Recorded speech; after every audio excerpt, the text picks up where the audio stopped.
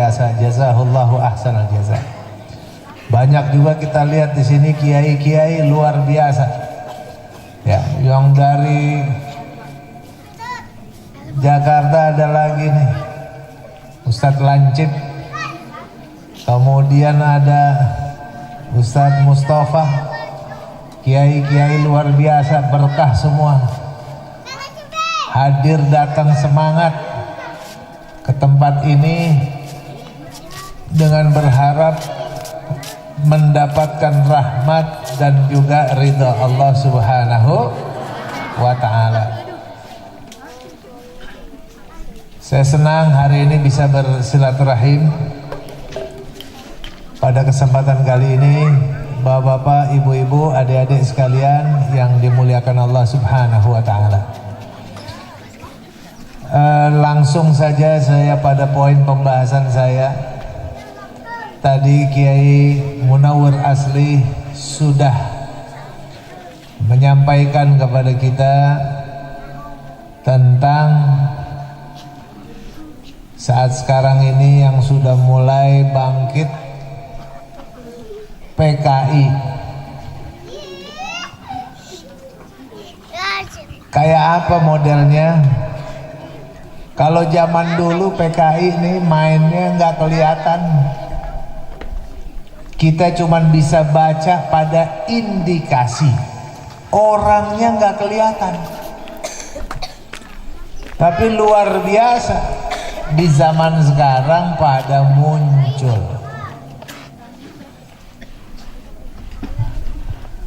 Bapak Ibu sekalian,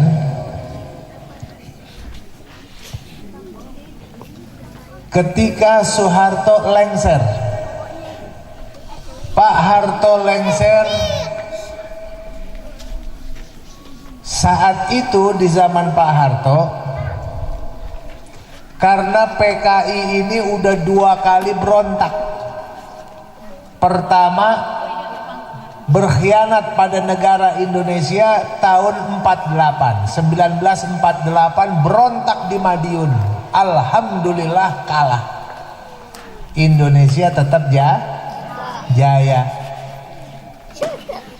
Mereka bubar, lari ke Cina, lari ke Rusia, lari kemana-mana. Lama-lama balik lagi, tapi apa? Gayanya gaya baru, mendekati penguasa. Penguasa dideketin, pengen apa aja dikasih. Bantuannya dari Cina langsung. Begitu. Akhirnya penguasa lama-lama utang budi. Pengen ini dikasih, pengen itu dikasih. Punya urusan ini dikasih. Apa aja keinginan para penguasa semua dikasih. Udah dia bergantung baru dah. Saya mau ini, saya mau itu, saya mau ini. Nggak enak nolaknya. Ibaratnya bos pengen begini, gimana kalau nggak dikasih? Betul? Mulai dah nyusup. Mereka masuk. Itu zaman Soekarno dulu begitu. Sudah dia akhirnya punya posisi. Bahkan Soekarno waktu itu banyak dipengaruhi oleh PKI. Akibatnya apa? Mulai PKI merasa kuat, PKI mulai memasukkan ambisi-ambisinya. Dia bilang apa? Bubarin itu Partai Masyumi. Partai Masyumi partai Islam dulu, gabungan ormas Islam di situ semua. Suruh bubarin, dibubarin sama Soekarno. Bubarin itu partai yang nggak setuju dengan komunis, Partai Murba dibubarin. Kiai-kiai ditangkepin. HMI ormas Islam dibubarin, dianggap apa? Lawan negara, lawan Pancasila, anti terhadap NKRI. Itu dulu begitu. Kiai-kiai ditangkepin, Buya Hamka di penjara. Buya Hamka Banyak kiai ditangkap, dituduh anti NKRI lah, anti revolusi, anti apa, anti pokoknya segala macam umat Islam jadi korban. Luar biasa. Tapi apa yang terjadi saat itu juga, dia udah merasa ditapuk kekuasaan. PKI merasa ditapuk kekuasaan, mulai bubarin ano, tangkap ano, bubarin ano, tangkap ano, masuk gerakan anti terhadap Islam muncul di mana-mana. Ulama, kiai, habaib dipanggil kadrun. Kadrun itu yang bikin, yang ucapan pertama kali orang PKI dulu. Kadrun itu singkatan kadal gurun. Itu stempel buat kiai sama habaib, disebut kadal gurun. Lihatin mereka. Ulama disebut nama-nama binatang. Memang mereka nggak ada kehormatan karena mereka anti Tuhan. Dan Pak PKI tidak pernah terima Pancasila. Tidak ada sejarahnya PKI berjuang untuk Pancasila, menjaga Pancasila, nggak ada. PKI berontak tahun 48 adalah ingin mendirikan negara Indonesia, negara komunis Indonesia. Bukan Pancasila. Pancasila dia tolak. Kenapa dia tolak? Karena ada ketuhanan yang Maha Esa. Dia nggak mau.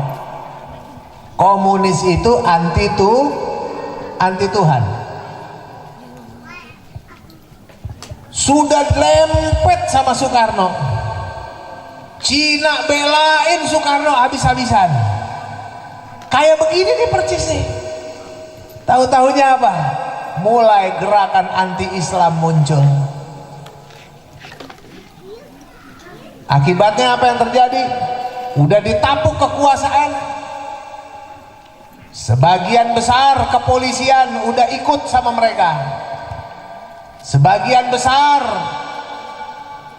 TNI Angkatan Udara ikut grup PKI. Sebagian besar sebagian kecil Angkatan Laut ikut pro PKI. Sebagian kecil Angkatan Darat ikut pro PKI. Udah merasa kuat, merasa hebat, merasa di atas, banyak aparat yang ikut sama mereka. Mulai jenderal-jenderal TNI Angkatan Darat mereka culik, mereka bunuh. Betul apa enggak? Ada berapa orang jenderal Angkatan Darat? 7 orang jenderal diculik dari rumahnya tengah malam. Dibunuh, dibantai secara sadis, diceburin mayatnya ke lubang buaya. Betul apa tidak? Ini fakta atau dongeng? Ini sejarah atau dongeng? Ini udah ditapuk kekuasaan. Begitu. Yang dihajar nggak main-main, jenderal, bukan kopral di bawah, jenderal. Saya mau nanya, jenderal itu orang hebat atau tidak?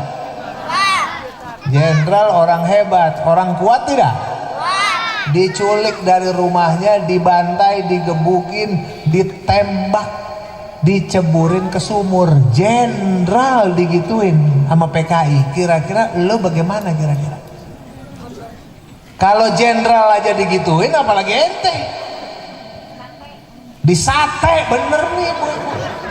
Wah, disate kita udah disate beneran. Bener nih, cerdas ini. Jenderal aja diculik, dibantai, diunyeng-unyeng, diceburin ke sumur. Jenderal, apalagi petani, pedagang, disate udah urusannya.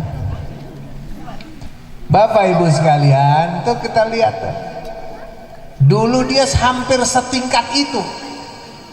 Kekuasaannya sudah hampir menguasai ini. Kalau sekarang nih, kita bisa lihat udah nih, ada kelompok PKI, ada nggak yang ditangkap sama polisi? Ada nggak? Nah, kita mau lihat kenapa kok polisi nggak mau nangkep PKI, ada apa? Nah, kita mau lihat nih, Padahal dia dibayar, digaji oleh negara, digaji oleh rakyat. Ada penghina agama, penghina Islam, kenapa nggak ditewak?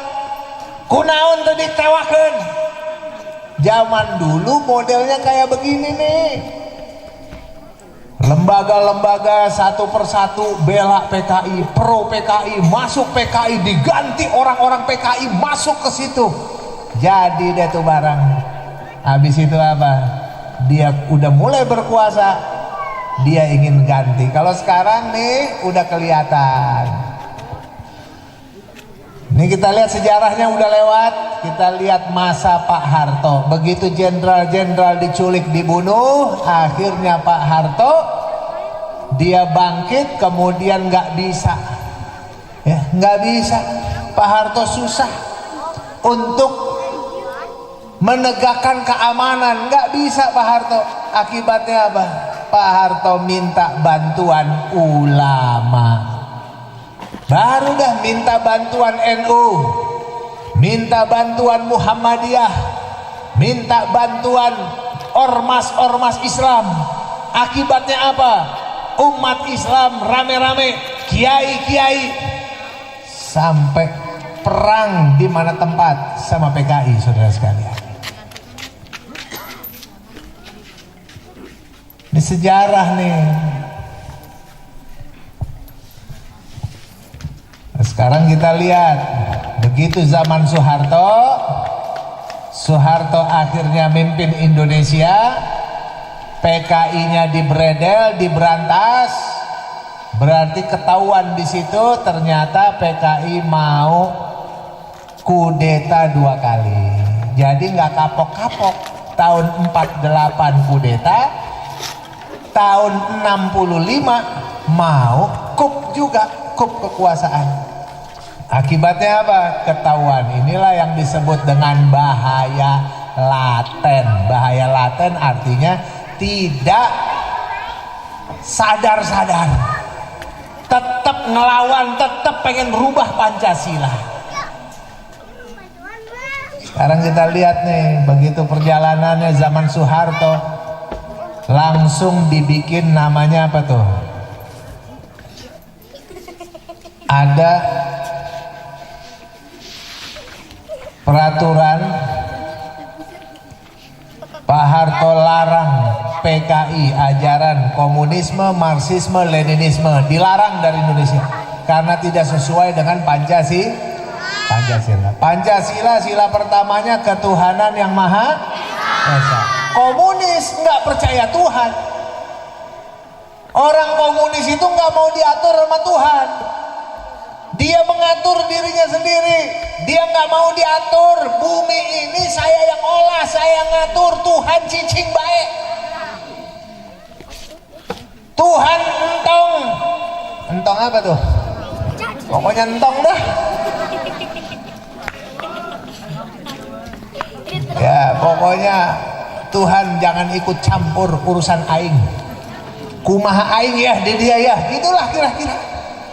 Haram jadah PKI saudara sekalian. Itu komunis itu. Tuhan nggak boleh ikut-ikutan. Ini urusan saya di muka bumi. Ya Allah. Makanya mereka anti banget sama Pancasila.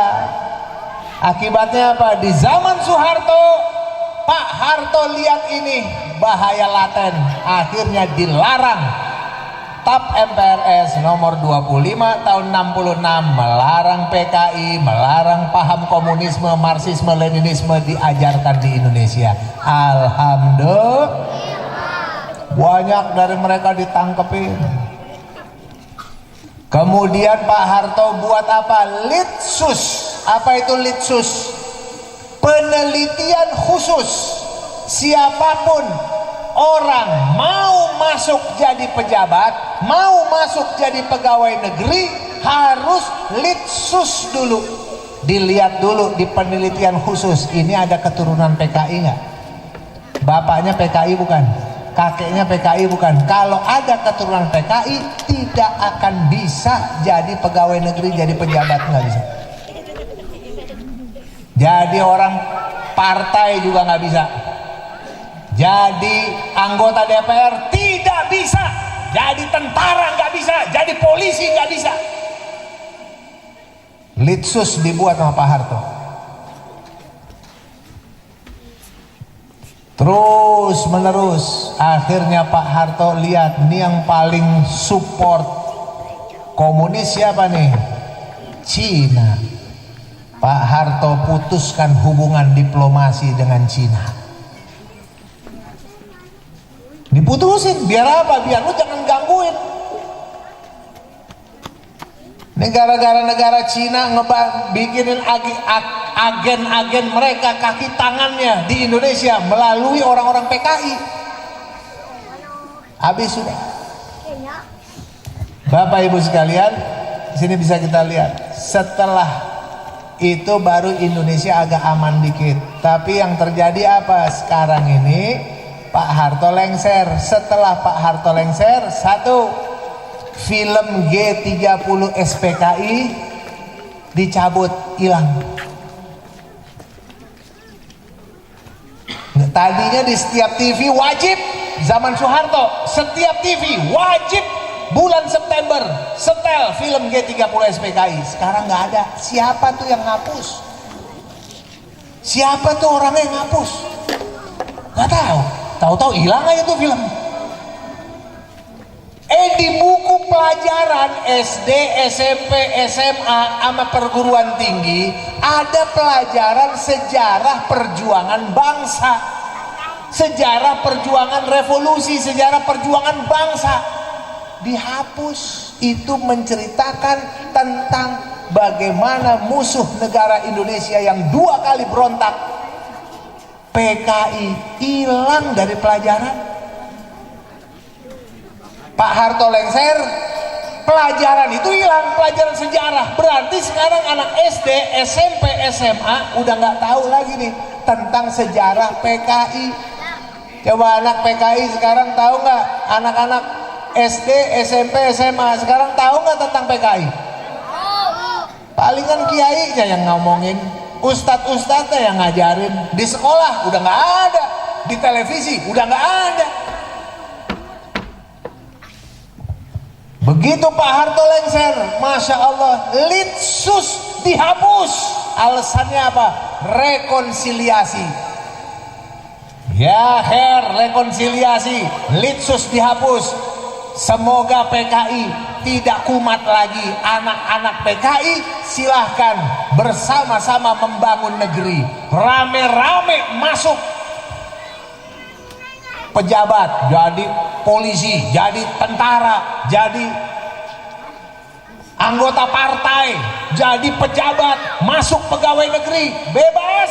Anak keturunan PKI sekarang begitu masuk mulai. Nah, hati-hati saudara sekalian, masuk kemana tempat Yusuf ya. Sampai akhirnya apa? Ada satu mentang-mentang sekarang ini PKI bisa masuk, ada anak keturunan PKI namanya Ripka Ciptaning, nulis buku berjudul apa? Judulnya Aku Bangga Jadi Anak PKI. Aku bangga, PKI pemberontak. Buku itu saya laporkan ke Mabes Polri, sampai sekarang nggak diproses. Terus saya diminta untuk menghapus pelaporan, cabut pelaporan. Oh enggak, saya nggak cabut. Itu bukti saya ke hadapan Allah Ta'ala kalau kita sudah berbuat. Betul tidak? Ditulis lagi sama dia buku kedua, berjudul apa? Anak PKI Masuk Parlemen. Dia jadi ketua Komisi 9 berapa waktu yang lalu di DPR RI. Sekarang ini jadi ketua fraksi di PDIP. Dia ceritakan di buku itu. Buku ini saya laporkan juga ke Mabes Polri. Isinya mengundang fitnah. Kemudian banyak sekarang muncul buku-buku Isinya apa buku-buku sekarang muncul? Isinya bahwasannya PKI itu korban. Yang jahat itu TNI sama Kiai. TNI sama ulama melakukan pembantaian kepada orang PKI. Jadi saya mau nanya nih, PKI berontak, bunuh orang-orang, bunuhin Kiai, ngancem Kiai, bakar pesantren, jahat tidak? Jahat tidak? Kemudian bunuh jenderal-jenderal, jahat tidak? Lalu PKI dihukum, wajar tidak? Sekarang muncul buku-buku lain PKI yang jahat. Disebut apa dalam buku-buku mereka? Dia sebut TNI dan ulama lah yang jahat, saudara. Akibatnya apa? Dulu sebelum Kiai Haji Hashim Muzadi, ketua PBNU yang lalu, meninggal dunia, ya sebelum yang sekarang ini, dia panggil wartawan-wartawan untuk apa? Cek langsung ke korban-korban PKI yang Masya Allah, hati-hati saudara sekarang, tapi dibikin lain nih. Wah, Soekarno pendiri bangsa, bahkan Soekarno mengajarkan apa? Pancasila. Dialah pertama kali mengusulkan Pancasila. Pale lu bayang, dia seakan-akan bilang Soekarno mengusulkan Pancasila, dia yang duluan. Salah. Tanggal 1 Juni Soekarno itu mengusulkan pendapat pribadi, dasar negara Indonesia Pancasila, 5 sila. Sila pertama adalah kebangsaan. Sila kedua kemanusiaan atau internasionalisasi. Ketuhanan nomor 5, nomor buntut. Paham? Itu Soekarno idenya tanggal 1 Juni. Apakah dia pendapat Pancasila dia duluan? Salah. Sebelum Bung Karno sudah lebih dulu siapa? Bung Muhammad Yamin. Muhammad Yamin tanggal 29 Mei. Sebelum Juni nih, sebelum Juni apa dulu? Mei kan? 29 Mei Bung Yamin mengatakan dasar negara kita 5 dasar. Tanggal 31 Mei Bung Pomo Supomo menyatakan bahwasannya Indonesia dibangun Pancasila atas dasar Pancasila. Bung Supomo. Tanggal 1 Juni baru Soekarno mengusulkan Pancasila. Ditolak oleh para ulama. Kau taruh ketuhanan di nomor 5, haram, tidak boleh. Karena Indonesia kalaupun harus ada negara kita, itu berkat rahmat Allah Ta'ala. Betul tidak?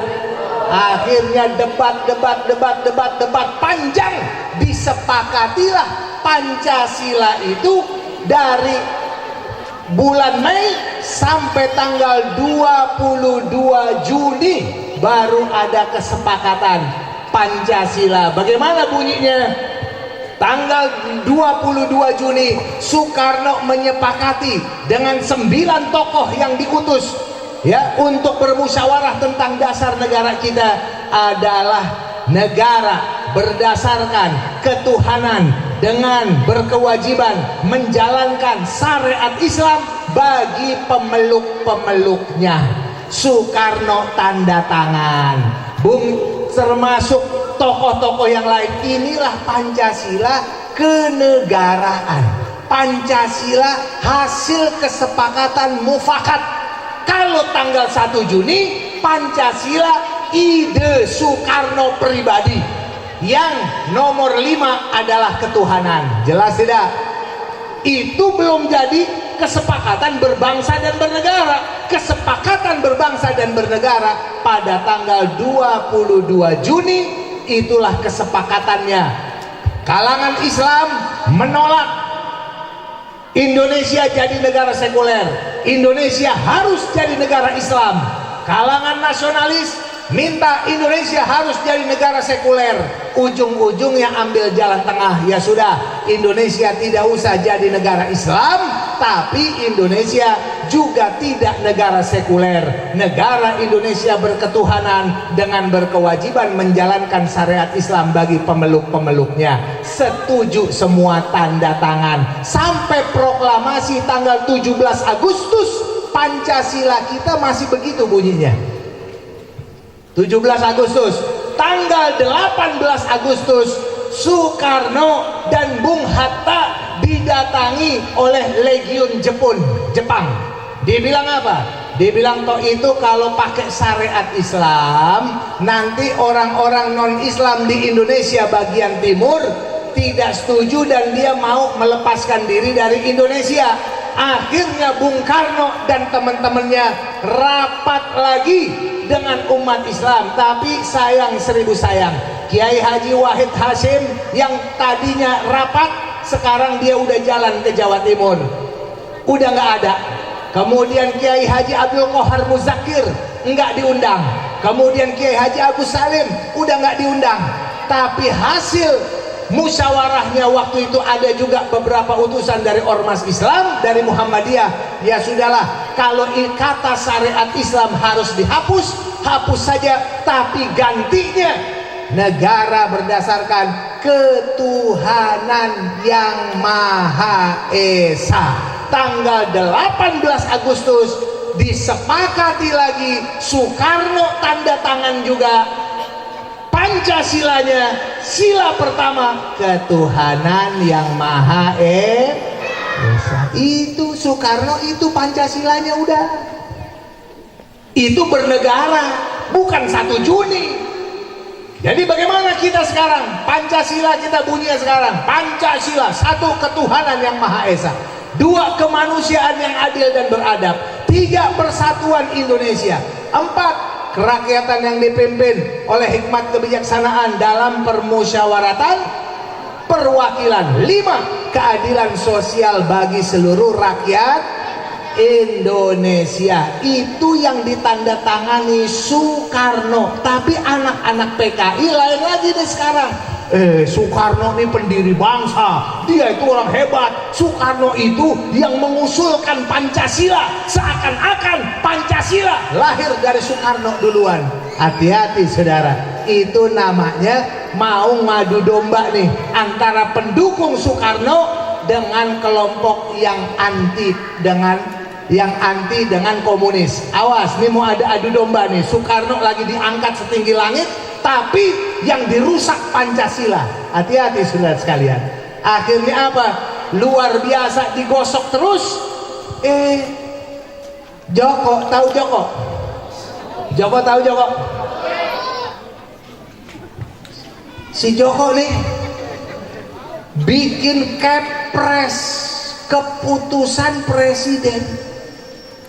Hari lahir Pancasila adalah 1 Juni. Ini udah ikut iramanya kelompok sebelah sana tuh. 1 Juni itu bukan Pancasila berbangsa dan bernegara, itu Pancasila usul ide pribadinya Soekarno. Bahkan apa? Di situ Bung Karno juga menyatakan Pancasila intisarinya bisa tinggal Trisila. Trisila intisarinya adalah Ekasila. Ini juga diungkapkan oleh putrinya Bung Karno, Megawati, bahwasannya Pancasila jika diperas menjadi Trisila. Trisila kalau diperas menjadi Ekasila. Udah mau ngerubah. Sekarang ini mereka masukkan ke dalam rancangan undang-undang namanya haluan ideologi Pancasila. Isinya ingin merubah dasar negara kita dari Pancasila menjadi Trisila, menjadi Ekasila. Itulah yang ditentang oleh umat Islam dan juga rakyat Indonesia kemarin di DPR. Kita tolak habis-habisan. Bahkan ketahuan yang masukkan Itu rancangan undang-undang yang ada ingin merubah Pancasila dari Pancasila jadi Trisila, bahkan jadi Ekasila. Ini adalah pengkhianatan atas pendiri bangsa Indonesia. Betul atau tidak? Di dalam aturan hukum Indonesia itu termasuk makar. Tuh makar tuh. Makanya kita tuntut kepolisian. Hei polisi, kenapa pengusulnya, kenapa yang menginisiatif, yang inisiatornya RUU HIP yang udah terang-terangan ingin merubah dasar negara Pancasila sampai sekarang nggak ditangkap juga. Kita minta kepada polisi, tangkap inisiator RUU HIP. Jelas atau tidak? Betul apa enggak? Masya Allah, dari situ kebongkar, ketahuan di dalam anggaran dasar rumah tangga PDI Perjuangan ternyata isinya ada lagi. Perjuangan PDIP adalah ingin memperjuangkan Pancasila 1 Juni. Di dalam ADART ini juga berarti makar, bukan kesepakatan. Ide Bung Karno pertama. Hati-hati itu, ada pemain-pemain licik sekali masuk di dalam, bisa ngerubah ngerubah ini. Akhirnya Pancasila pengen dirubah ke sana kemari atas dasar kekuasaan. Itu adalah pengkhianatan kepada negara Republik Indonesia.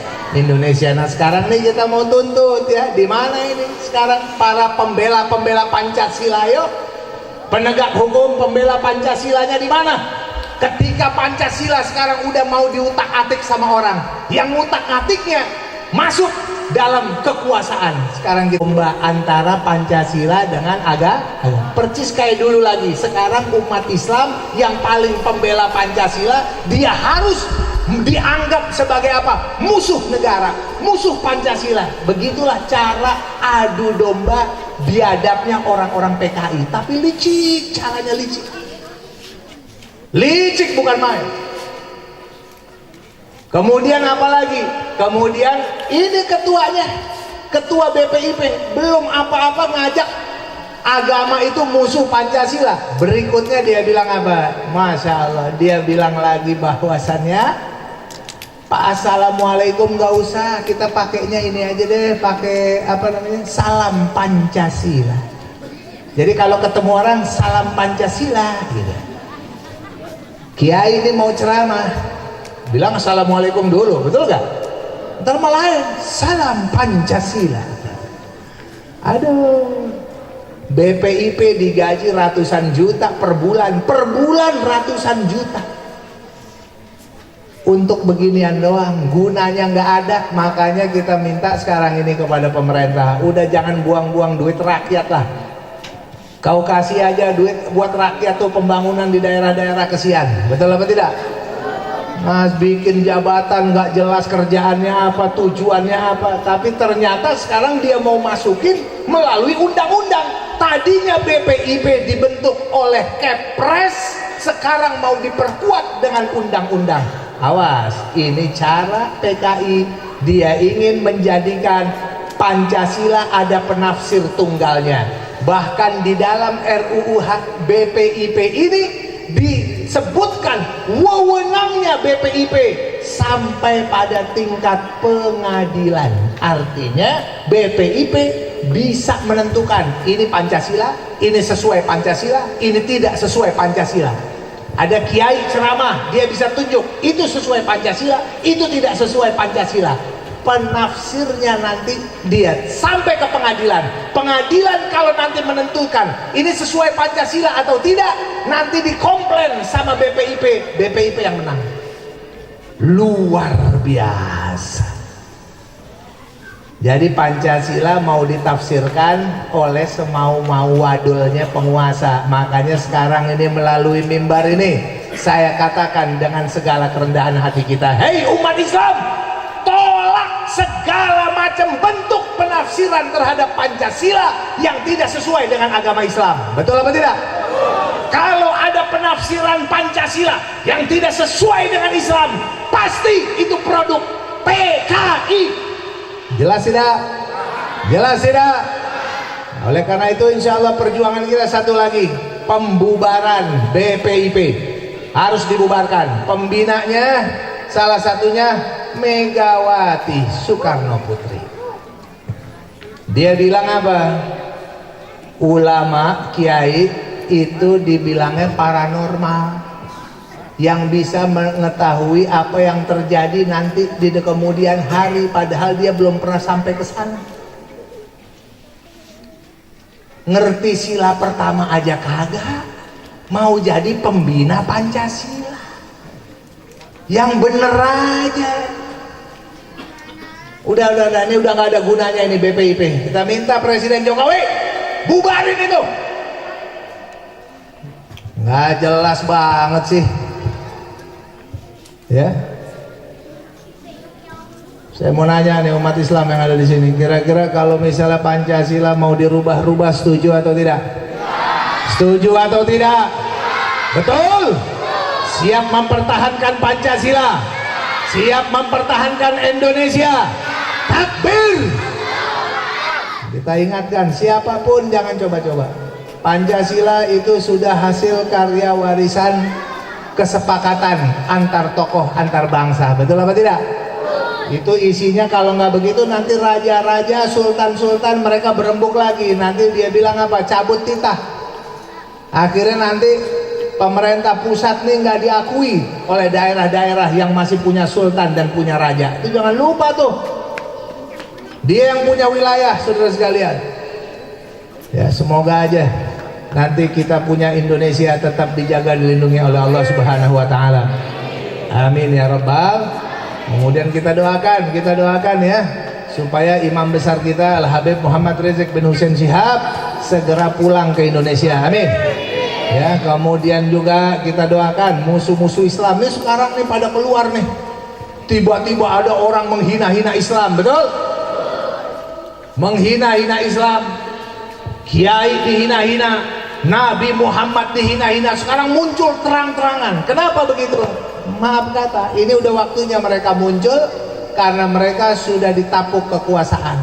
Mereka udah yakin, polisi udah di tangan mereka. Ya, jadi walaupun dia hina-hina Islam, tenang aja, aman.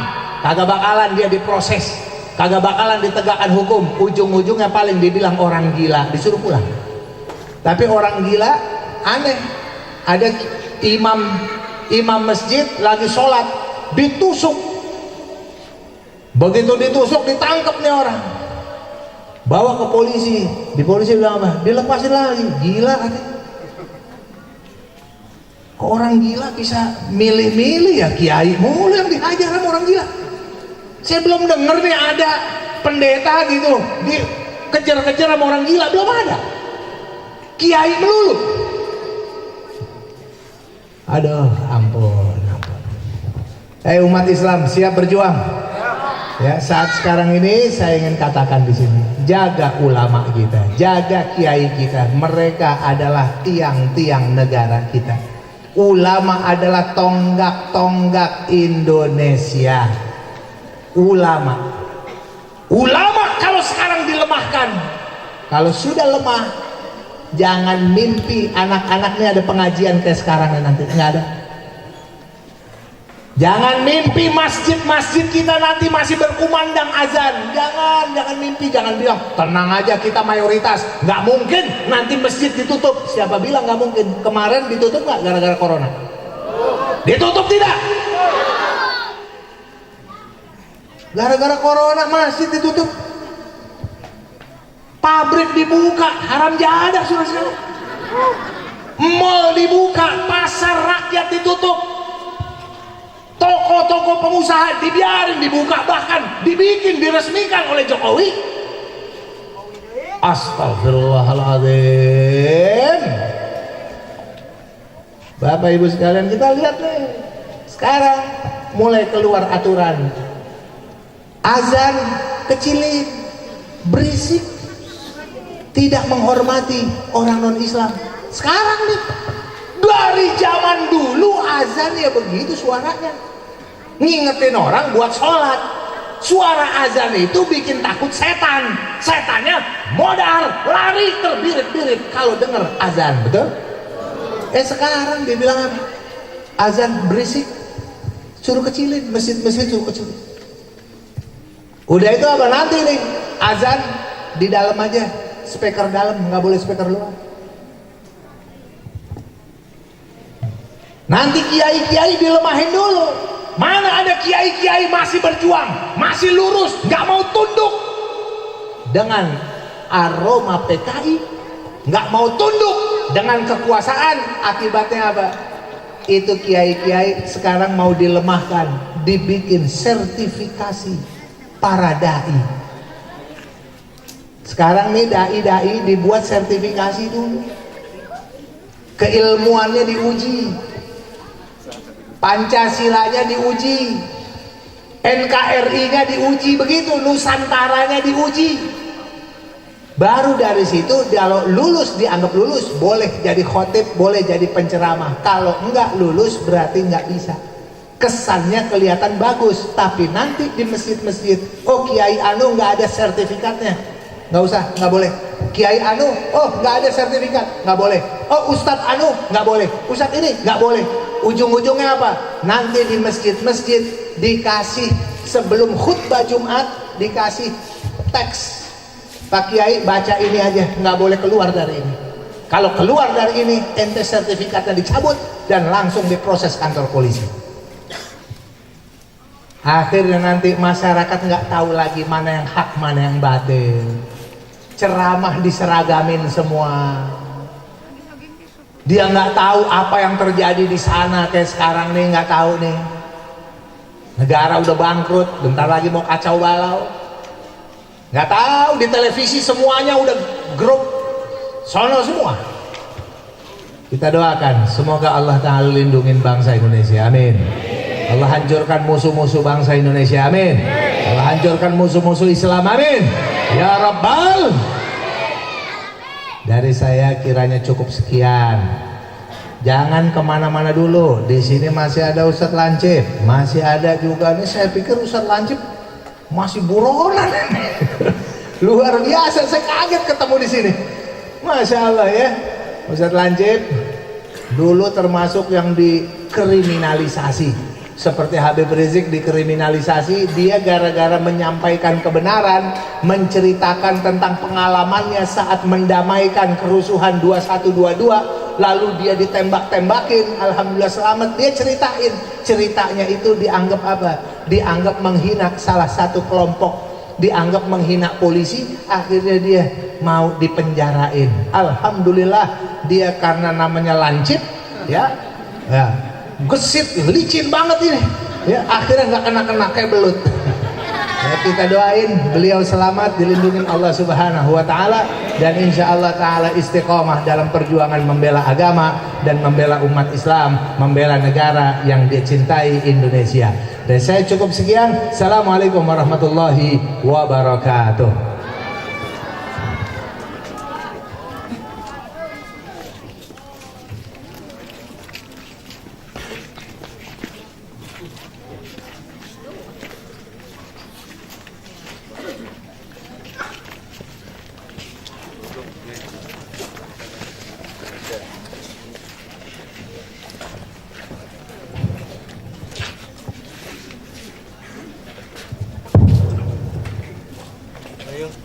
Ucapan terima kasih kami sampaikan kepada Al-Mukarram Kiai Haji Sobri Lubis yang telah menyampaikan, memaparkan fakta sejarah tentang ideologi negara Republik Indonesia, yaitu Pancasila. Semoga jadi pemahaman kita bersama, terutama saat-saat kondisi bangsa saat ini. Dan kita doakan semoga beliau diberikan kesehatan dan tetap istiqomah sesuai dengan moto Iskariman Aumud Syahidan. Perlu saya bahas bahwa beliau adalah keturunan dari akademisi terkenal, dan kebetulan guru besar kami, orang tuanya waktu di Universitas Islam Negeri Syarif Hidayatullah Jakarta. Beliau tinggal waktu itu di Jalan Ibnu Rusyid 3, dan saya kebetulan di Pondok Pondok Pesantren Darussunnah Ciputat. Dan saya tahu beliau adalah keturunan dari akademisi, guru besar, baik ayahandanya maupun juga ibundanya tercinta, dan saat ini juga adik beliau salah satu guru besar dan juga rektor di UIN Syarif Hidayatullah Ciputat. Hadirin, kita doakan semoga beliau sehat, diberikan keberkahan dan keistiqomahan oleh Allah Subhanahu wa taala. Amin ya rabbal alamin. Hadirin jamaah sekalian yang dirahmati Allah Subhanahu wa taala, selanjutnya marilah kita simak bersama ceramah agama yang akan disampaikan oleh Al-Mukarram Al-Ustadz Mustafa Warga. Kepada beliau dipersilahkan.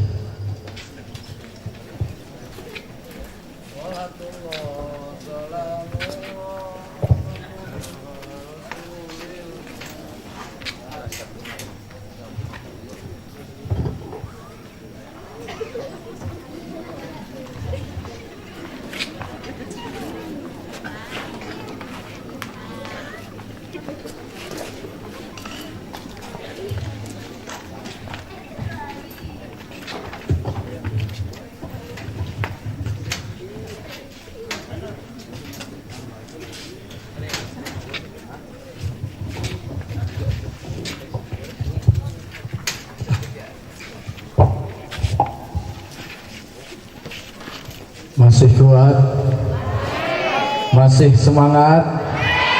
Sallu ala Nabi Muhammad.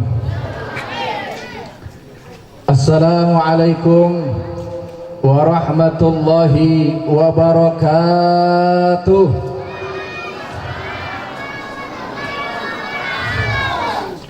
Ikan teri makan ketoprak, yang belah kiri kurang kompak.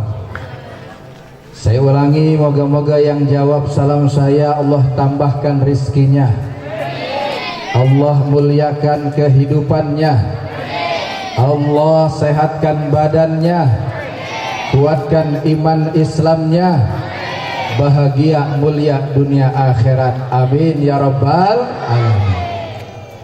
Assalamualaikum warahmatullahi ta'ala wabarakatuh.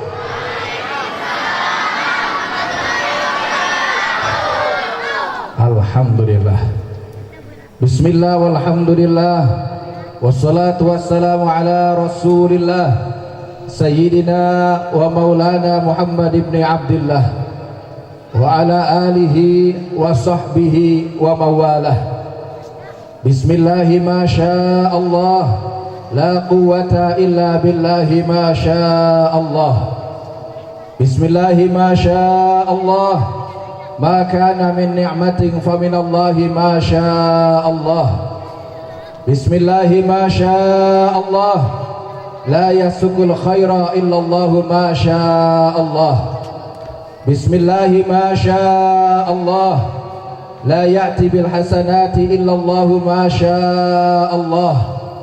Bismillahi ma sya Allah, la hawla wa la quwwata illa billahil aliyil azim. Allahumma anfa'na bima 'allamtana, amin, wa 'allimna ma yanfa'una. Allahumma zidna ilma warzuqna fahma wa atina hikmah.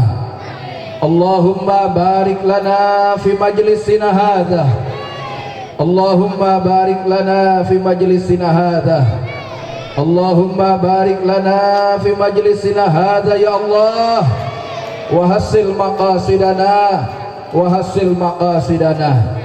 Allahumma anfat wa sallim wa karim habibana Muhammad Rizik bin Husain bin Syihab wa ahlahu wa dzurriyyatahu wa jama'atahu wa talamidahu wa man tabi'ahu min syarri khalqika ajma'in, min syarri khalqika ajma'in birahmatika ya arhamar rahimin, walhamdulillahi rabbil alamin. Puji syukur alhamdulillah senantiasa kita panjatkan kehadirat Allah Subhanahu wa taala Allah yang maha pengasih, maha bijaksana, maha mulia. Tidak ada Tuhan yang berhak disembah kecuali hanya Allah. Tidak ada sekutu baginya, tidak beranak dan tidak pula diperanakan. Allah yang tidak butuh kepada makhluk-makhluknya, melainkan kita semua makhluknya yang sangat butuh kepada Allah. Allah yang tidak sama dengan makhluk-makhluknya, baik zatnya, sifatnya maupun af'alnya. Allah tidak serupa dengan makhluk-makhluknya.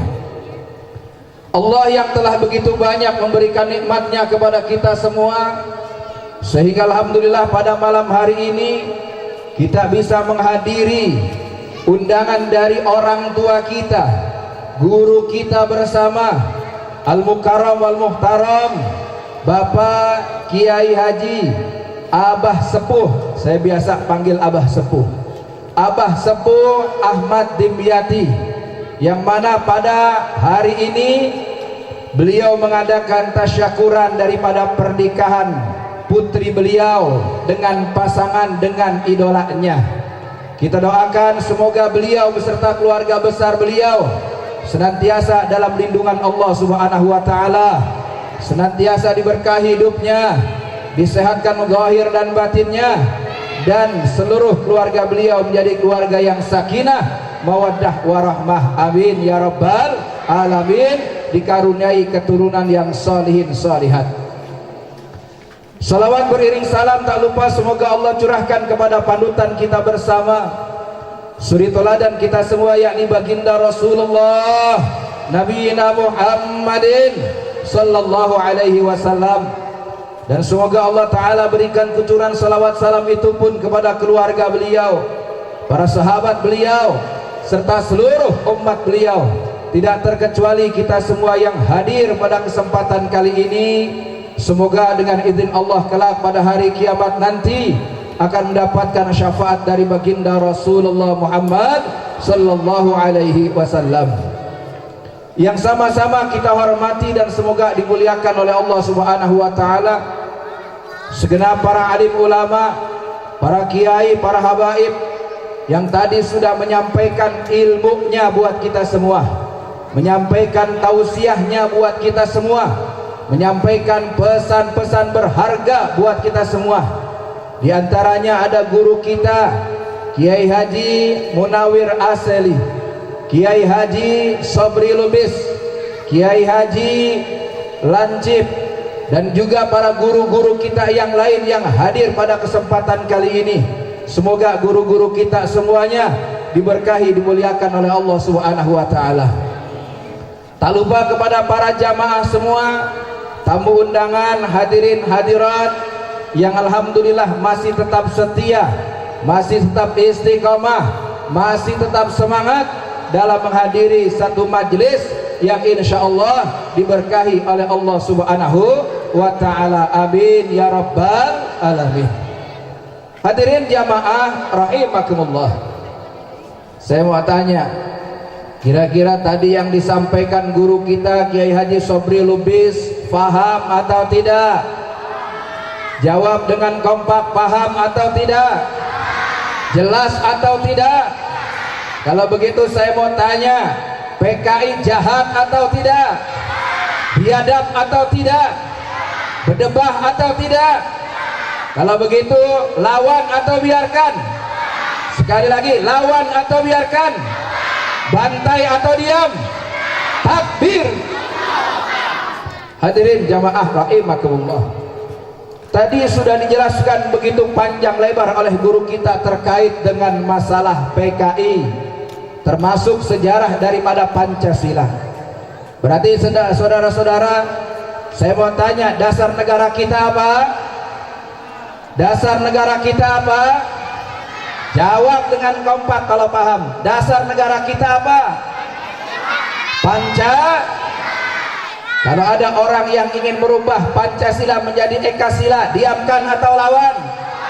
Kalau ada orang yang ingin merubah Pancasila menjadi Trisila, diamkan atau lawan? Siap jaga Pancasila, siap berjuang, siap jaga NKRI, siap berjuang bersama. Takbir. Hadirin jamaah rahimakumullah, belum lama ini kita menyaksikan di media sosial ada sekelompok orang-orang yang tidak beradab, yakni melakukan berusaha membakar daripada foto ataupun poster imam besar umat Islam Al-Habib Muhammad Rizik bin Husain bin Syihab. Kita tahu bahwasanya beliau adalah ulama besar, ulama panutan kita, ulama yang tidak bisa disogok, ulama yang istiqomah dalam memperjuangkan agama dan bangsa. Betul? Bahkan bukan hanya itu, bukan hanya mencoba dibakar poster tersebut, tapi caci maki, hinaan dilayangkan kepada guru kita, kepada imam besar kita, padahal beliau adalah ulama dan juga zuriyah Rasulullah sallallahu alaihi wasallam. Oleh karenanya saya pada malam hari ini ingin menyampaikan tentang bagaimana agama kita yang mulia, agama Islam, mengajarkan kepada umatnya, kepada kita semua, bagaimana sikap kita kepada ulama dan juga kepada zuriyah Rasulullah sallallahu alaihi wasallam. Hadirin jamaah rahimakumullah, dalam sabdanya Nabi sallallahu alaihi wasallam dengan tegas mengatakan, akrimul ulama fa innahum warasatul anbiya. Muliakanlah para ulama karena sesungguhnya ulama adalah pewarisnya para nabi. Jadi yang mewarisi ilmunya para nabi bukan pejabat, bukan polisi, bukan TNI, bukan orang kaya, tapi yang mewarisi ilmunya para nabi adalah para ulama. Hadirin jamaah rahimakumullah, Nabi melanjutkan sabda beliau, faman akramahum faqad akramallaha wa rasulah. Barang siapa yang memuliakan ulama, maka sungguh dia telah memuliakan Allah dan Rasulnya.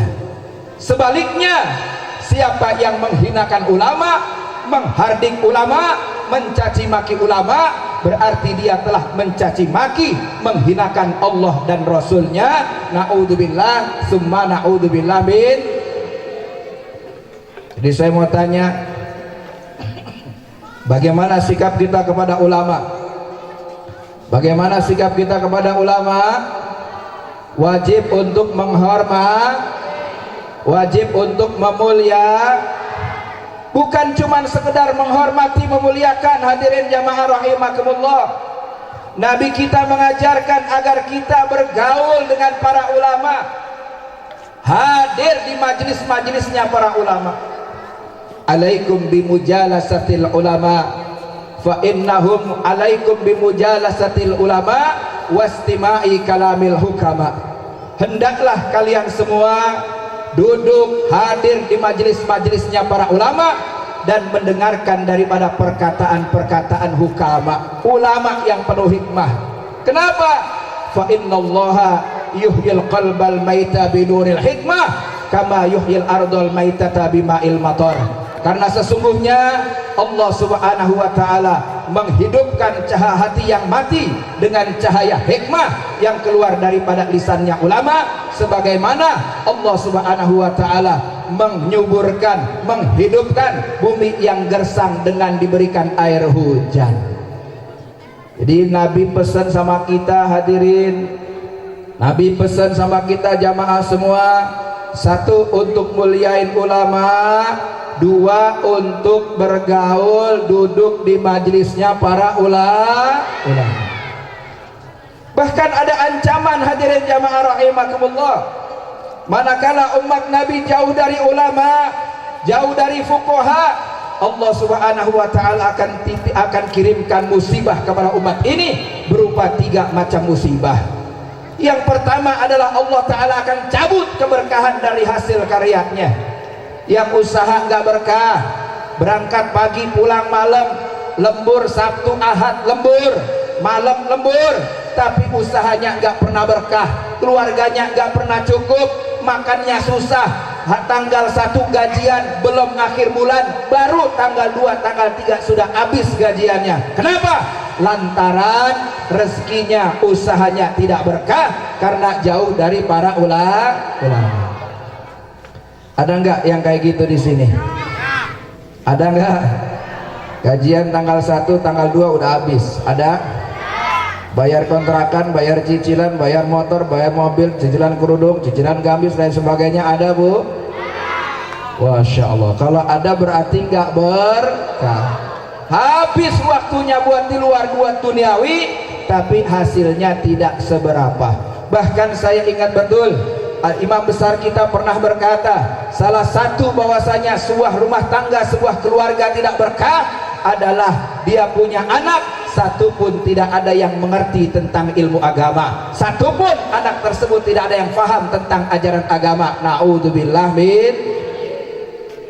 Makanya jangan cuma ngajakin anak kerja, jangan jadi orang tua, jangan kerja mulu dengan alasan sibuk cari duit, nggak sempat didik anak ilmu agama. Jadi suami jangan cuma sibuk kerja doang, nggak sempat didik istrinya, nggak sempat didik anak-anaknya. Ini musibah. Na'udzubillah summa na'udzubillah min dalik. Ajak anak istri untuk duduk di majelisnya para ulama, untuk belajar kepada para ulama supaya hidup lebih insya Allah. Kalau hidup berkah, segala-gala cukup. Amin ya rabbal alamin. Yang kedua, hadirin jamaah rahimakumullah, kalau umat Nabi jauh dari ulama, jauh dari fuqaha, Allah subhanahu wa ta'ala akan kirimkan, akan kuasai mereka pemimpin-pemimpin yang zalim, pemimpin yang gak ngurusin rakyatnya, pemimpin yang hanya mikirkan kelompoknya, golongannya, partainya, keluarganya. Mau rakyat lapar, rakyat susah, rakyat menderita, bodoh amat, yang penting dia senang. Na'udzubillah bin. Hati-hati, ini musim pilkada, betul? Betul tidak? Hati-hati, hati-hati dengan calon-calon yang cuma deketin rakyat kalau ada maunya doang. Hati-hati jangan ketipu karena cuma dikasih kerudung, dikasih sembako, dikasih 50.000. Hati-hati, sengsaranya bisa 5 tahun. Nurut sama ulama, ikuti pendapat ulama. Apakah fatwa ulama yang istiqomah kita ikutin, insya Allah kita selamat dari pemimpin yang zalim. Udah cukup banyak pengalaman yang lalu, hadirin, jangan terulang lagi. Yang ketiga yang parah, manakala umat Nabi Muhammad jauh dari ulama, jauh dari fuqaha, yakhrujuna minad dunya bi ghairi iman, akan meninggal dunia dalam kondisi tidak membawa iman. Artinya wafat dalam kondisi su'ul khati. Saya mau tanya semua yang hadir, pengen meninggal bawa iman atau tidak? Jawab yang kompak, pengen meninggal bawa iman atau tidak? Kalau ingin meninggal dalam kondisi bawa iman, selamat akidahnya, jangan jauh dari ulama, jangan jauh dari fuqaha. Makanya wajib buat kita hormatin ulama. Kemarin kita diberikan tontonan yang sangat memprihatinkan. Bangsa Indonesia dasarnya Pancasila, sila pertama ketuhanan yang Maha Esa, dimana kita tahu bahwasanya nilai-nilai ketuhanan itu sangat menghormati, menjunjung tinggi ulama. Tapi ada sekelompok biadab orang melakukan penghinaan kepada para ulama. Yang kedua, hadirin jamaah rahimakumullah, bagaimana agama kita mengajarkan sikap kita kepada para zuriyah Rasulullah sallallahu alaihi wasallam. Saya mau tanya, Bu, Ibu masih hidup, Bu? Alhamdulillah. Saya mau tanya, yang dimaksud zuriyah itu siapa? Siapa, Bu? Yang bisa saya kasih oleh-oleh?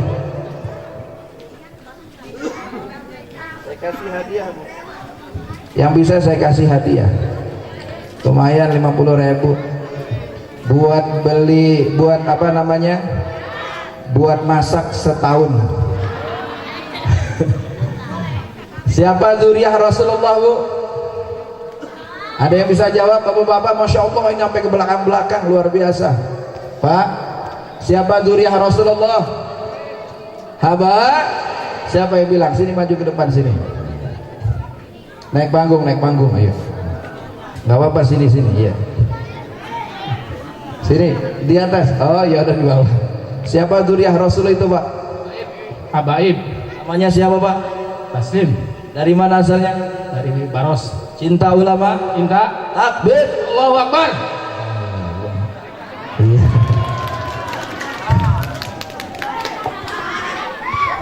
Mau lagi? Minta sama Abah. Hadirin jamaah rahimakumullah, berikutnya agama kita ngajarin bagaimana sikap kita kepada zuriyah Rasulullah. Siapa itu zuriyah Rasulullah? Zuriyah Rasulullah adalah keturunan Rasulullah sallallahu alaihi wasallam. Kalau di Indonesia adalah para habaib. Ini ulama ada dua. Ada ulama ahwal yang bukan keturunan habaib, bukan keturunan Rasulullah, dan ada ulama yang habaib.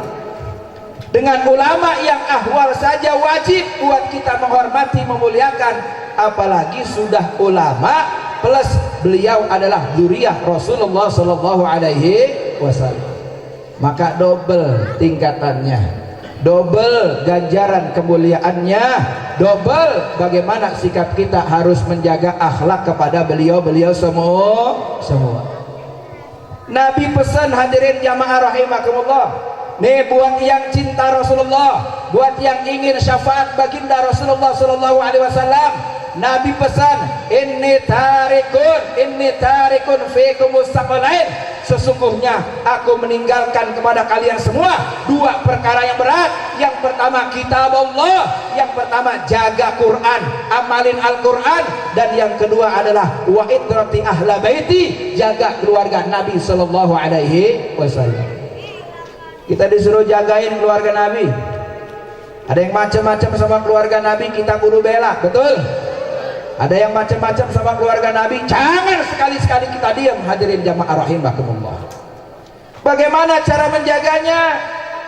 Dalam kitab Riyadhus Shalihin dijelaskan, ada sabda Nabi sallallahu alaihi wasallam, urqubu Muhammadan sallallahu alaihi wasallam fi ahli baitih. Apa makna urqubu? Dijelaskan, wa makna urqubu ra'uhu wahtarimuhu wa akrimuhu, jagalah, hormatilah, muliakanlah Nabi sallallahu alaihi wasallam dengan menjaga, memuliakan, menghormati daripada zuriyah Rasulullah sallallahu alaihi wasallam. Jadi kalau kita menghormatin zuriyah, itu pada hakikatnya menghormatin Rasulullah. Kita menjaga zuriyah Nabi, menjaga zuriyah Rasulullah, menjaga Rasulullah sallallahu alaihi wasallam. Siap jaga zuriyah, siap jaga ahlul bait, siap jaga ulama-ulama kita, siap jaga habaib-habaib kita. Kalau ada yang kurang ajar sama habaib kita, ulama kita, diamkan atau lawan? Siap? Yakin? Sungguh? Takbir. Hadirin jamaah rahimakumullah, dalam satu keterangan dijelaskan bahwasanya tidaklah membenci daripada zuriyah Rasulullah kecuali tiga golongan orang. Yang pertama imma munafikun, yang pertama ada kalanya dia orang munafik, dohirnya ngakunya Islam, tapi dalam hatinya ada penyakit, hadirin jamaah rahimakumullah. Yang kedua imma lizinatin, ada kalanya dia lahir dari anak pezina. Hati-hati, ini yang perempuan-perempuan, ibu-ibu punya anak perempuan, Bu, bapak-bapak punya anak perempuan, Pak, dijagain. Laki-laki dijagain, perempuannya dijagain. Awas, kalau ada anak sudah dewasa minta nikah nggak dinikahin, maka kalau berbuat zina, berbuat dosa, nanti yang kena orang tuanya. Jangan kebanyakan pacaran. Hati-hati, senang sama orang, datengin orang tuanya, itu namanya laki-laki kesatria tapi tidak baja hitam. Kalau senang sama perempuan, datengin. Gak usah kebanyakan WA, gak usah kebanyakan bikin puisi tiap malam. Yang jomblo-jomblo nih, tobat. Ada jomblo? Ada? Moga-moga yang jomblo pada tobat semuanya. Moga-moga pada nikah semua, dikaruniai keturunan yang solih solihat, jodoh yang diridhoi oleh Allah Subhanahu wa ta'ala. Ada kalanya orang yang membenci dzurriyyah Nabi itu karena anak hasil zina. Dan dalam keterangan lain yang ketiga, imma li ghairi tuhrin, ada kalanya orang yang membenci Rasulullah, dzurriyyah Rasulullah adalah anak dari hasil ibu yang tidak suci. Maksudnya ketika ibunya mengandung dalam kondisi tidak suci kepada anak tersebut. Na'udzubillah min dzalik. Bahkan saya pernah baca satu keterangan hadirin dalam kitab Wasoya karya Al-Habib Zain bin Smith. Di sana dijelaskan sabda Nabi Sallallahu Alaihi Wasallam, riwayat Al-Imam Hakim dan juga Al-Imam At-Tabrani. Dijelaskan bahwasanya falau anna rajulan sofana baina rukni wal maqam wa shalla wa shoma thumma mata wa huwa yubghidun ila ahli baitin Nabi sallallahu alaihi wasallam dakhalan nar. Barang siapa seseorang yang pernah melakukan ibadah di depan makam Ibrahim, pernah melakukan umrah atau pernah melakukan haji, dia sholat, dia puasa, tapi dia meninggal dunia dalam keadaan membenci, dalam keadaan benci hatinya kepada dzurriyyah Rasulullah sallallahu alaihi wasallam, dakhalan nar, maka dia akan dimasukkan ke dalam nerakanya Allah Subhanahu wa taala. Na'udzubillah min. Hati-hati yang pernah haji, pernah umrah, salatnya istiqomah, puasanya istiqomah, mati dalam kondisi membenci keluarga Nabi, masuk neraka.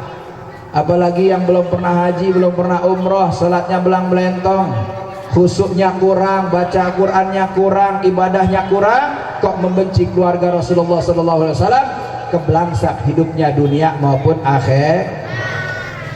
Baik, kira-kira bisa dipaham apa yang disampaikan? Bisa dipaham? Wajib tidak kita memuliakan ulama? Wajib kita memuliakan dzurriyyah Rasulullah.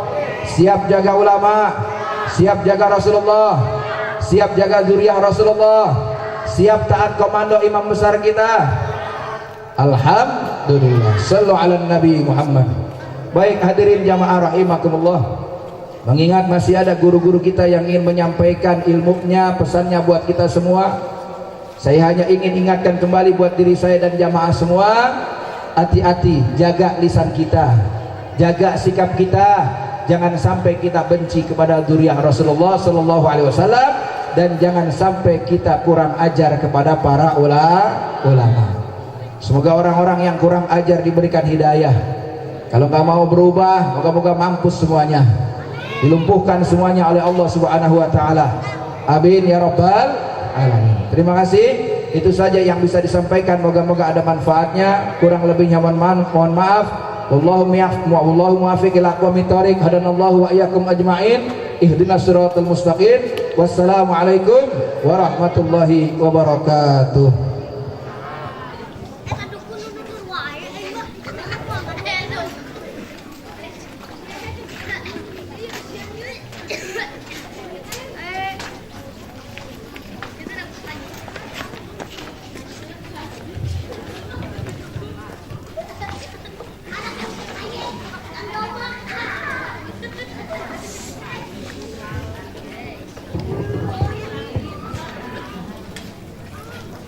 Hadirin jamaah sekalian yang dirahmati Allah Subhanahu wa taala, ucapan terima kasih kami sampaikan kepada Al-Mukarram Ustaz Mustafa Warska yang telah memberikan ceramah agama. Semoga beliau diistiqomahkan di dalam menegakkan kalimah-kalimah Allah Subhanahu wa taala. Amin ya rabbal alamin. Dan penceramah berikutnya yang juga penceramah pamungkas, ya. Tadi sudah disebut-sebut namanya, yaitu nama bekannya Ustadz Lancip, ya. Beliau adalah Al-Mukarram Ustaz Ahmad Rifai Umar Barais Rois atau pimpinan Ponpes Darussafa Depok kalau nggak salah. Pada Mukarram, waktu dan tempat dipersilahkan.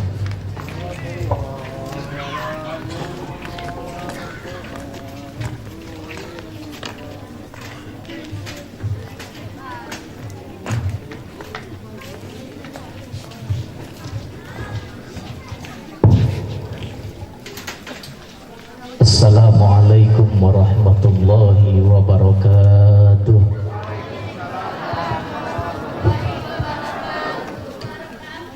Alhamdulillah, salatan wa salaman ala rasulillah Sayyidina wa maulana Muhammad ibni Abdillah wa ala alihi wa sahbihi wa mawalah, amma ba'd. Ahibba'il kiram, para alimil ulama, para kiai, para sesepuh, tokoh masyarakat yang dimuliakan oleh Allah Subhanahu wa ta'ala, terkhusus guru kita semua, orang tua kita semua, Ayahanda Kiai Haji Dimyati beserta keluarga besarnya, yang kita doakan mudah-mudahan senantiasa diberikan keberkahan oleh Allah Subhanahu wa ta'ala. Amin ya rabbal. Terkhusus guru kita semua yang telah menyampaikan mau'izatul hasanah, Ayahanda Kiai Haji Munawir Aslih, yang mudah-mudahan beliau senantiasa diberkahi umurnya oleh Allah Subhanahu wa ta'ala. Ketua Umum Front Pembela Islam Kakanda Kiai Haji Sobri Lubis, dan juga mudah-mudahan beliau pun senantiasa diberikan keberkahan oleh Allah Subhanahu wa ta'ala. Kiai Mustafa Warka yang dimuliakan oleh Allah, dan juga para guru yang lainnya, Kakanda Kiai Haji Ridwan yang alhamdulillah hadir ke tengah-tengah kita. Hadirin jamaah yang dimuliakan oleh Allah Subhanahu wa ta'ala, ini malam sudah mulai midnight, hawa sudah mulai dingin. Kira-kira terus apa kagak Bu? Lanjut apa doa? Doa apa lanjut? Kira-kira orang dia ngaji sampai jam seberapa? Jam 3 kuat, sampai jam 3 kuat. Mual balik mual, aing mau balik lah, gestiris ya mah. Sungguh luar biasa tadi telah disampaikan oleh guru-guru kita yang menjadikan motivasi buat kita semua untuk meningkatkan keimanan dan ketakwaan kepada Allah Subhanahu.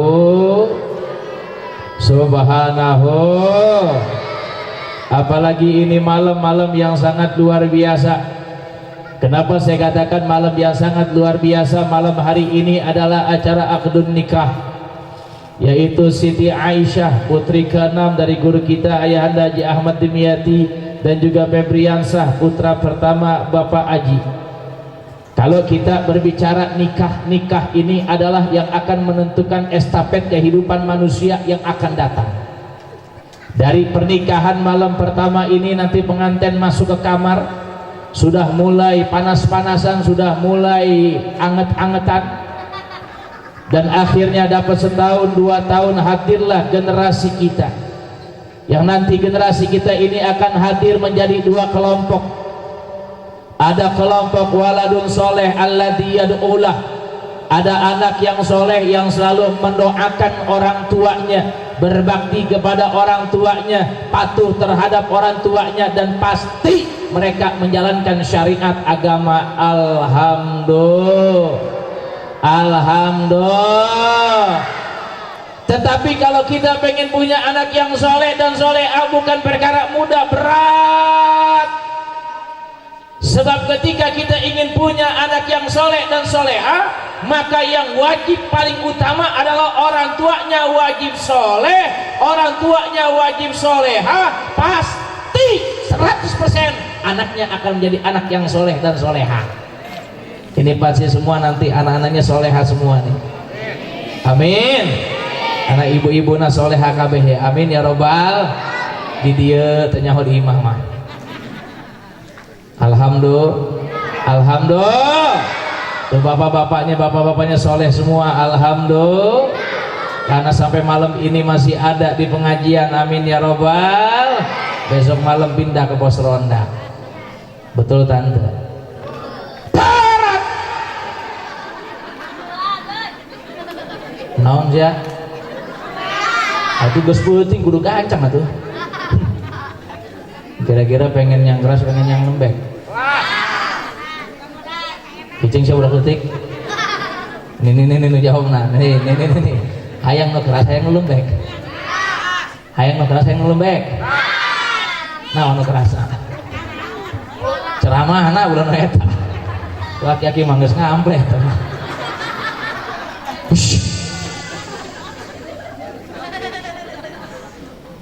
Berat untuk mendapatkan anak yang soleh dan solehah. Maka dari nikah akan hadir keturunan, dari nikah akan ada estafet kehidupan. Kalau dulu orang tua dulu lahirkan anak jadi kiai, orang tua dulu lahirkan anak jadi ustaz, orang tua dulu lahirkan anak jadi orang yang soleh dan solehah, berbakti kepada orang tuanya. Lihat orang tua sekarang lahirkan anak bukan menjadi anak yang soleh dan solehah, tapi malah kebalikannya. Betul apa salah?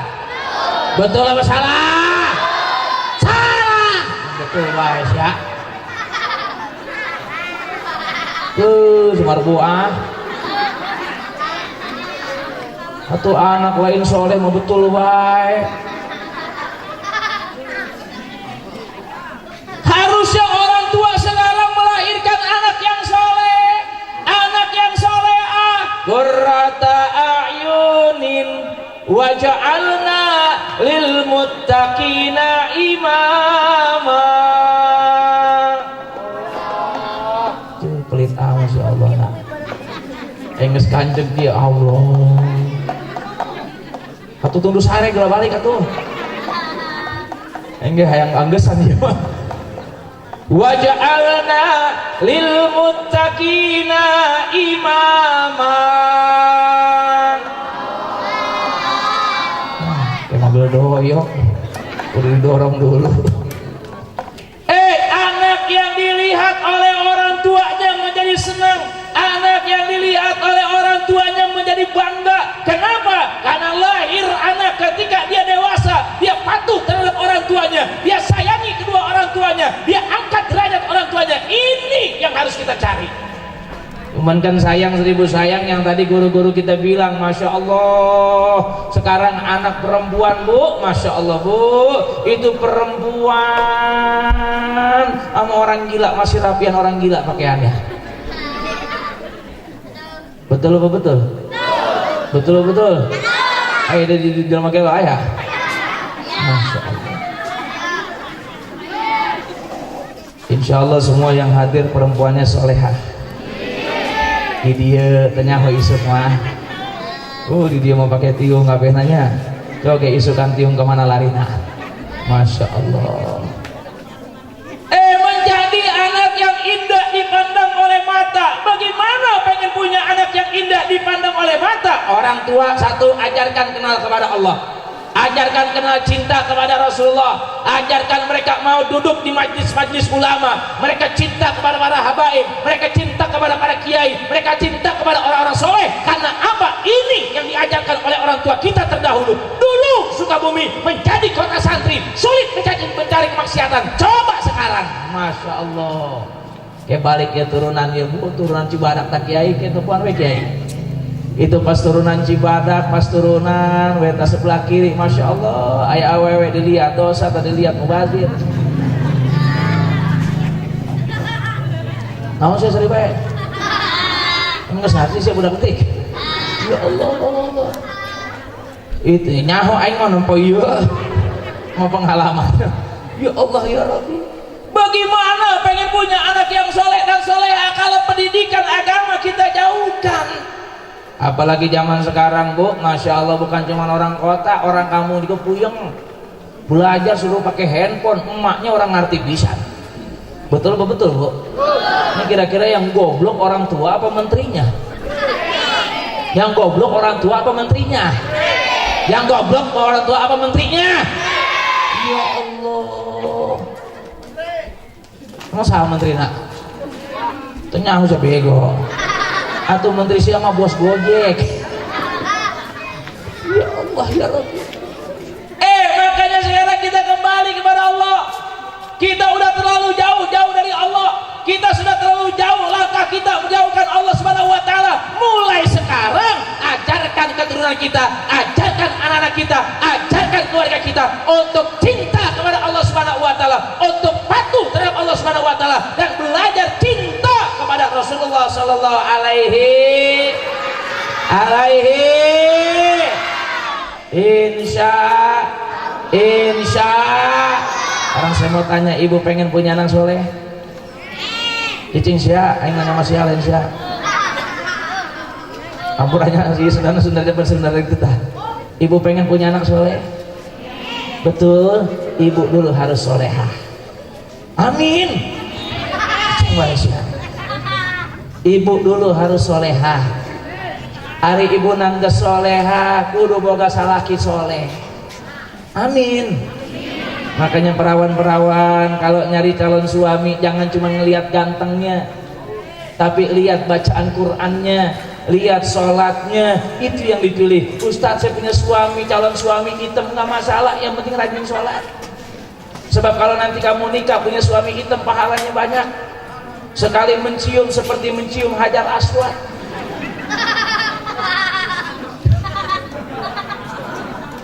Icing sia aing bela sia yeuh. Atuh nu jore mah laku-laku, Pak. Ya Allah. Ustaz, saya punya calon suami jelek, alhamdulillah. Enak punya suami jelek, adem hati. Moal aya cemburuna moal. Seminggu teu balik-balik kita salaki keluar teh anak usia. Kayak balik sorangan ya mah. Emang dibere ka sagembung. Kecantikanmu akan terkikis oleh masa. Kecantikanmu tidak akan kekal abadi. Perempuan cantik, perawan, beres punya anak satu, beres punya anak dua, beres punya anak tiga, kos kieu tah. Dibedakan, lain nambah gelis, dibere bibir merah malah tambah jontor, dibere BH malah bikin ngampleh. Astagfirullah.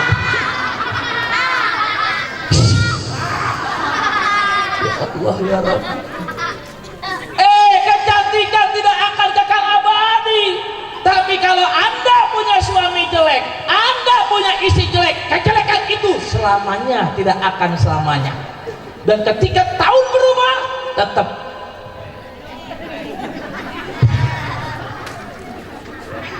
Alhamdulillah. Maka iman kita mantepin, aman hidup kita. Apalagi sekarang banyak ujiannya, Bu. Sekarang manusia takut sama corona, bukan takut sama Allah. Kemarin Allah perintahin perempuan tutup auratnya. Kemarin Allah perintahin, perempuan jaga pandangan matanya. Perempuan, seluruh anggota tubuhmu adalah aurat. Bahkan perempuan wajib menutup wajahnya. Ada yang memakai cadar dihina. Tapi sekarang lihat perempuan yang keluar semua pakai cadar, cuman masker modelnya. Sarua eta cadar. Ditutupin hidungnya, jak nyana naon aing sieun ku corona. Ari teh corona henteu aing mah tolol sia. Ya Allah ya Rabbi, naudzubillah min. Ketika manusia perintahkan kau patuhi, ketika manusia perintahkan kau taati, tapi ketika Allah yang memerintahkan, berapa banyak orang yang melanggar aturan Allah. Kagak usah jauh-jauh dah. Nih orang zaman sekarang banyakan yang sholat, banyakan yang kagak. Banyakan yang sholat, banyakan yang kagak. Laki ibu banyakan yang ngerjain sholat, banyakan yang ninggalin sholat. Hari masih loba anu sholat, loba anu tara sholat. Sarua bae teman. Pantes anak-anak kita sudah tidak lagi mau sholat, anak-anak kita sudah tidak lagi mau mengaji karena orang tuanya tidak mengajarkan agama dalam keluarganya. Maka lihat akhirnya musibah terus-menerus menghati. Kenapa? Karena Allah cabut keberkahan dari kita. Kenapa Allah cabut keberkahan? Karena manusianya udah mulai sombong kepada Allah Subhanahu wa taala. Bu, kira-kira yang ngasih makan manusia apa Allah? Yang ngasih rezeki manusia apa Allah? Yakin gak adanya Allah? Betul yakin? Kunaon si atas sholat baik? Ayo jawab. Aing kermen, bener itu kermen mah. Ada salah kesia emang aya mena. Berarti mun salah kesia teh salat, berarti salah kesia semen atuh. Ya Allah. Kenapa kita jauh dari Allah? Kenapa kita lupa kepada Allah padahal kita butuh sama Allah? Bahkan hari ini Allah bilang, wahai umatku, wahai hambaku, di mana engkau? Kenapa kau tidak mengadakan tanganmu kepadaku, meminta kepadaku agar turun rahmat dan terhindar dari musibah dan bala? Makanya sekarang kita mulai yang namanya program tobat tingkat desa. Tobat tingkat ulah kaluhur we lah, kaluhur mah lieur aing mah geus kaluhur mah udah di pikiran we lah, urang mah geus ieu mikiran kaluhur mah udah biarin Bu, entar juga dia lama-lama mati, tungguin aja, nggak usah dipikirin. Mau presiden kita 6 tahun jadi presiden, puyang dia, mana buktinya timbangan kagak naik-naik. Ini mungkin kemarin mungkin ngerempeng, bibir mungkin doer kan dipuyang gitu ya. Udah biarin, itu juga lama-lama disekreh, liatin aja. Nih yang penting rumah tangga kita nih, rumah-rumah kita, biar Allah kasih rizki, biar Allah kasih nikmat, biar Allah kasih kesehatan, biar Allah bisa bikin kita ibadah, biar Allah bisa memberikan taufik dan hidayah kepada kita. Ini yang harus kita minta. Kenapa? Karena kita butuh dengan tangan Allah, Allah butuh dengan kita tidak. Satu kampung maksiat, Allah kagak rugi bang. Satu kampung orang kagak ada yang sholat, Allah nggak untung. Satu kampung orang rajin zikir, satu kampung orang rajin ibadah, Allah nggak untung. Yang untung adalah kita, yang butuh adalah kita, yang rugi adalah kita, yang rugi yang akan belangsak adalah kita. Makanya sekarang kita tanamkan, pulang dari majlis ini kita dekatkan diri kita kepada Allah Subhanahu dengan kalimat yang indah, hasbunallah wa ni'mal wakil, ni'mal maula. Kencangin suaranya, hasbunallah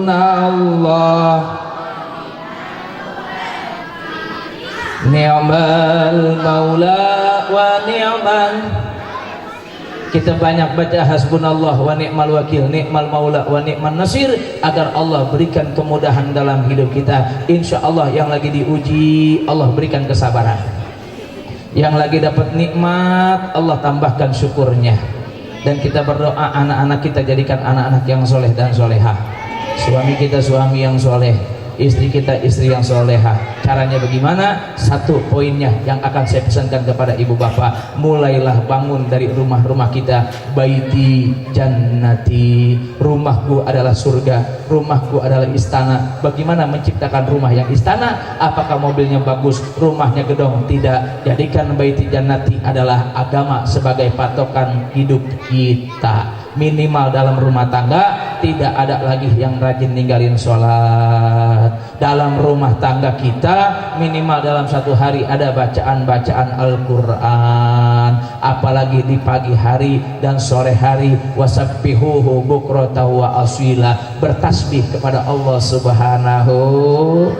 Ntar pulang ibu baca subhanallah walhamdulillah wala ilaha illallah wallahu akbar wala haula wala quwata illa billahil alim. Masya Allah, anak baca begitu disambut ala ibunya, bapaknya nyambut, anaknya juga nyambut lagi, mertuanya nyambut, mantunya nyambut. Akhirnya rumah tangga itulah yang timbul keberkahan dari Allah Subhanahu wa Ta'ala. Kita nggak perlu kaya Bu, yang penting berkah. Kalau berkah itu beda sama orang kaya. Ada orang kaya nggak pernah cukup hidupnya, ada orang yang biasa saja tapi berkah hidupnya. Dia bisa bangun rumah, dia bisa pergi ke Mekah, dia bisa ziarah ke Madinah, pulangnya dia bisa ibadah, dia bisa beli sawah, dia akhirnya rumah tangganya sakinah mawaddah warahmah. Itu namanya keberkahan. Maka dalam hidup bukan kita mengejar harta, dalam hidup bukan kita mengejar kebahagiaan saja, tapi dalam hidup kita mencari yang namanya keberkahan. Bagaimana datangnya berkah? Yaitu berkah itu datang kalau kita rajin beribadah kepada Allah Subhanahu wa Ta'ala. Tuh kunci, ini zaman lagi susah. Yang kita mau deketin siapa? orang pada ngantri BLT, betul nggak? Ayah di dia menang BLT, ayah menangnya seberapa karung, duitnya seberapa 300.000 sampai naon eta sholat asar mah ente, betul ente? Sholat zuhur mah ente, betul ente? Kasianan eta duit bakalan leungit, betul ente? Padahal ngan menang 300.000 mun urang isu paeh 300 di bawah tante. Moal cak anakna eta duit cokot duit tah. Padahal eta menang ngantri BLT paeh. Asup di jero kubur manro buka BLT. Naudzubillah min. Ari urang ayeuna napas bayar tante. Bayar teu? Teu bayar. Allah teu minta duit ka urang. Ngan urang hiji doang cak Allah, anis kurli, bersyukurlah kau kepadaku. In syakartum wa amantum, kau bersyukur kepadaku lalu kau beriman kepadaku. Artinya iman apa? Jalani perintah Allah, dikit-dikit ngurangin dosa. Dosa manusia di mana? Lolobana dosa manusia di mana? Tah ieu di mulut. Makana urang kudu kukumur mun berwudu kunaon tah loba dosa di dieu.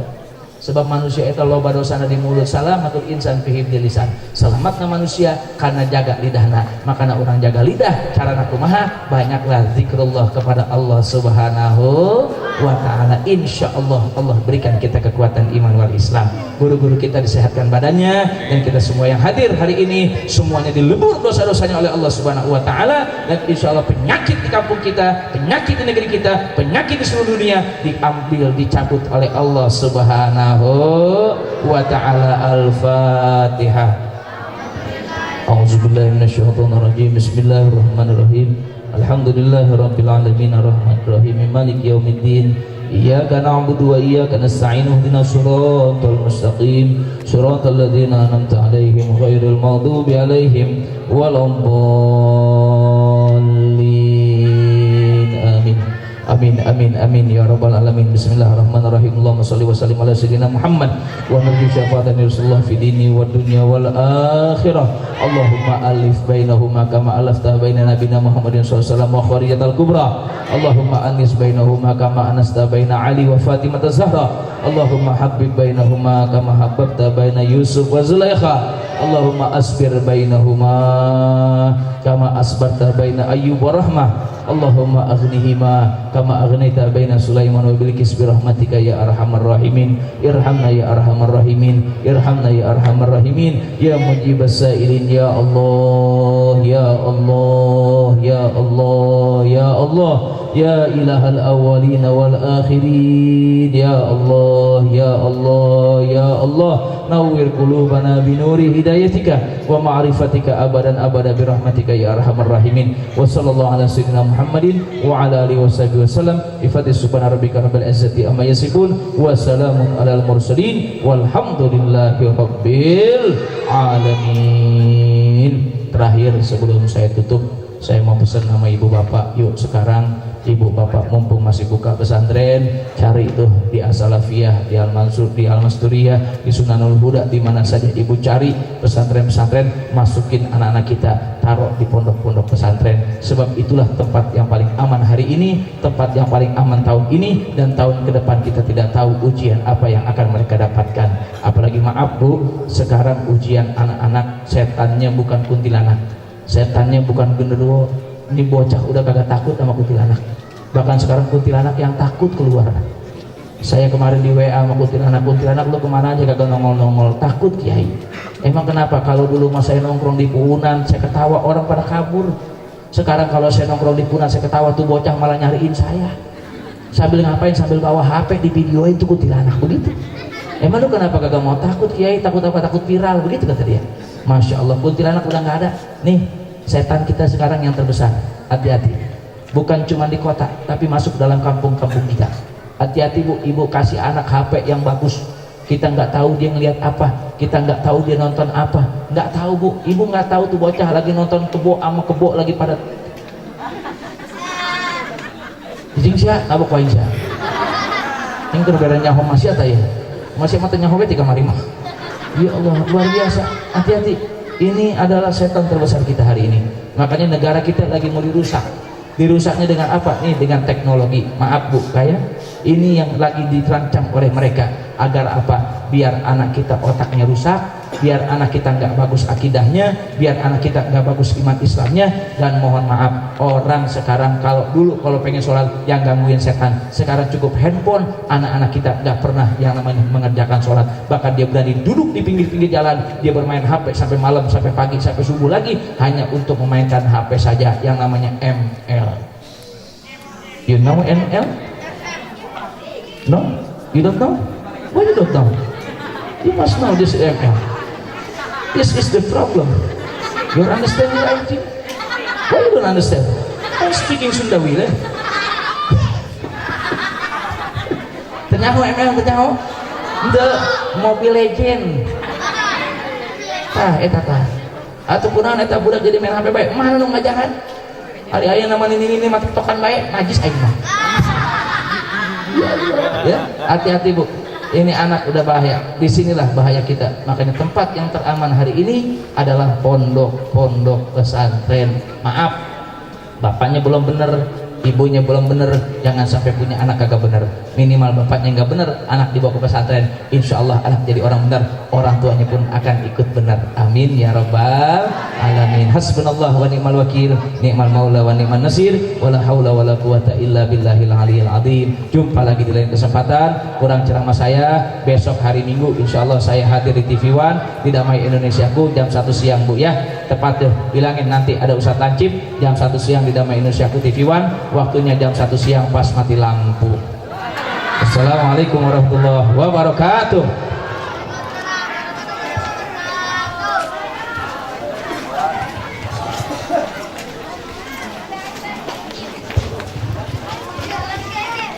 Jamaah yang dirahmati Allah Subhanahu wa taala, dengan selesainya ceramah agama yang disampaikan oleh Ustadz Ahmad Rifai Umar Barais, maka selesai sudahlah rangkaian acara demi acara dalam rangka Walimatul Urus Tasyakur nikah Ananda Siti Anissa dan Ananda Tia Febriansa, putra dari Bapak Haji Ahmad Dimyati dan Ibu Haji Yun Fatimah, dan juga Walimatul Khitan, cucu dari Bapak Haji Ahmad Dimyati, yaitu Ananda Zaki Septian Ahmad. Kita doakan semoga berkah, sehat, mawaddah, warahmah, bersama dengan dihadiri oleh para al-mukarram. Dan ucapan terima kasih kami sampaikan kepada para jamaah, panitia, warga dan tetangga atas dukungan terhadap acara ini. Dan kami persilakan yang berkenan silakan untuk menikmati hidangan yang sudah disediakan. Hati-hati di perjalanan, semoga kehadirannya membawa doa bagi keluarga besar dan berkah bagi pribadi dan keluarga. Amin ya rabbal alamin. Terima kasih, mohon maaf atas segala kehilapan dan kekurangan. Billahi taufiq wal hidayah. Wassalamualaikum warahmatullahi wabarakatuh.